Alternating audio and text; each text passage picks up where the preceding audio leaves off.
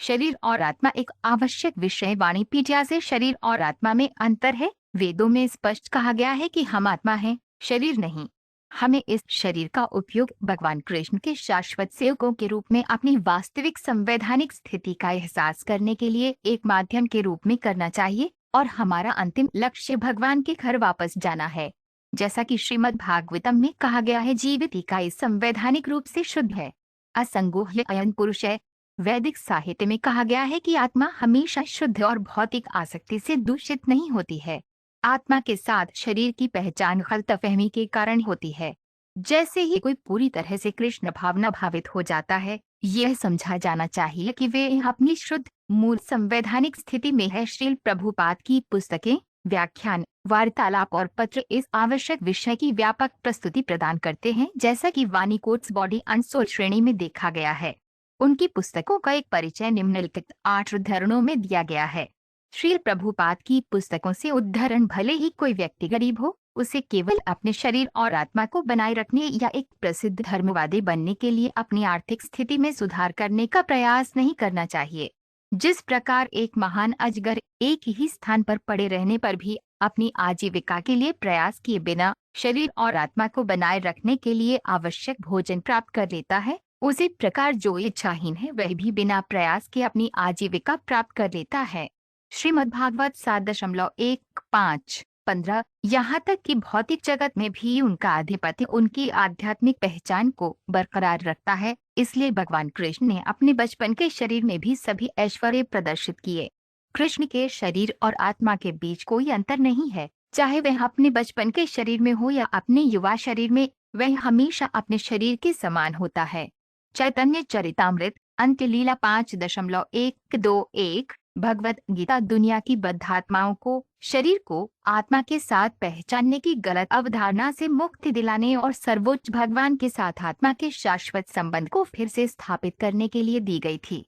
आत्मविद्या या स्वयं का पारलौकिक ज्ञान मुख्य रूप से भगवान द्वारा ब्रह्मांड के सभी हिस्सों में सभी संबंधित लोगों के लाभ के लिए कहा गया था।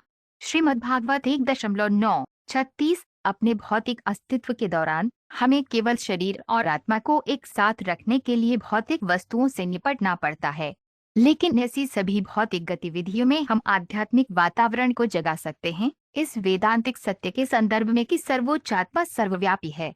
ईश्वर का संदेश अध्याय 2। जो व्यक्ति वैराग्य प्राप्त कर लेता है वह तुरंत चौथा क्रम अपना सकता है, अर्थात त्याग, और इस प्रकार केवल दान पर जीवन व्यतीत कर सकता है, धन संचय करने के लिए नहीं, बल्कि अंतिम प्राप्ति के लिए शरीर और आत्मा को एक साथ रखने के लिए। गृहस्थ जीवन उन लोगों के लिए है जो आसक्त हैं, और वानप्रस्थ और संन्यास जीवन के आदेश उनके लिए हैं जो भौतिक जीवन से अलग हैं। ब्रह्मचर्य आश्रम विशेष रूप से संलग्न और अनासक्त दोनों को प्रशिक्षित करने के लिए हैं। श्रीमद्भागवत 1.9-26। वैदिक सभ्यता और आधुनिक आसुरी सभ्यता में यही अंतर है। वैदिक सभ्यता इस बात से चिंतित थी कि आत्म साक्षात्कार कैसे प्राप्त किया जाए, और इस उद्देश्य के लिए व्यक्ति को शरीर और आत्मा को एक साथ बनाए रखने के लिए एक छोटी आय रखने की सिफारिश की गई थी। समाज को ब्राह्मणों, क्षत्रियों, वैश्यों और शूद्रों में विभाजित किया गया था, और इस समाज के सदस्य अपनी न्यूनतम मांगों को पूरा करने के लिए अपने प्रयासों को सीमित करेंगे।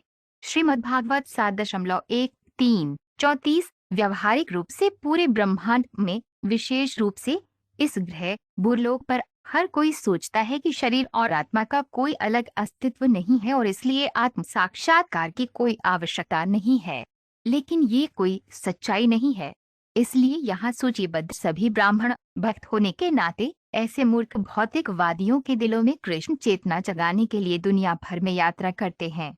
श्रीमद्भागवत 6.1-5-12-15। जब कोई व्यक्ति भौतिक गुणों से मुक्त हो जाता है तो वह अपनी व्यक्तिगत इंद्रिय तृप्ति के लिए कुछ नहीं करता है। उस समय उसके द्वारा किए गए सभी कार्य पूर्ण होते हैं। बद्ध अवस्था में 2 प्रकार की गतिविधियां होती हैं। व्यक्ति शरीर की ओर से कार्य करता है और साथ ही वह मुक्त होने के लिए भी कार्य करता है। भक्त जब वह सभी भौतिक इच्छाओं या सभी भौतिक गुणों से पूरी तरह मुक्त हो जाता है तो शरीर और आत्मा के लिए कार्यवाही के द्वंद्व को पार कर जाता है। तब जीवन की शारीरिक अवधारणा पूरी तरह समाप्त हो जाती है। श्रीमद्भागवत 4.22-27।